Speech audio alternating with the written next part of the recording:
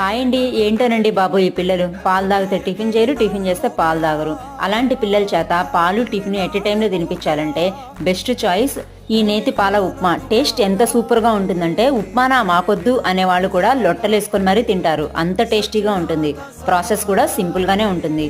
ముందుగా కడాయిలో పోపుతో పాటు కాసిన జీడిపప్పు పలుకులు కూడా వేసి చక్కగా వేగిన తర్వాత సన్నగా కట్ చేసి పెట్టుకున్న అల్లం, పచ్చిమిర్చి, 2 రెమ్మల కరివేపాకు కూడా వేసి అవి కూడా చక్కగా ఫ్రై అయినాక ఏ కప్పుతో అయితే రవ్వని వేగించుకున్నామో అదే కప్పుతో 3 కప్పుల వాటర్ని 1 కప్పు పాలని పోసేసుకొని అవి ఒక తెరలు వచ్చినాక మంటని లో ఫ్లేమ్ లో కట్ చేసేసుకొని ఉప్మా రవ్వని సన్నగా పోసుకుంటూ మరో చేత్తో బాగా కలుపుకోవాలి. ఇది కాస్త దగ్గర పడ్డాక రుచికి సరిపడా ఉప్పును కూడా వేసేసి మరోసారి కలిపినాక సన్నగా తరిగి పెట్టుకున్న కొత్తిమీరతో పాటు 3 టేబుల్ స్పూన్స్ నెయ్యి కూడా వేసేసి మరొకసారి మిక్స్ చేసేసుకున్నామంటే నేతి పాల ఉప్మా తయారైపోతుంది. అన్నట్టు చెప్పడం మర్చిపోయాను, దీంట్లో ఉల్లిపాయ అస్సలు సూట్ అవ్వదు.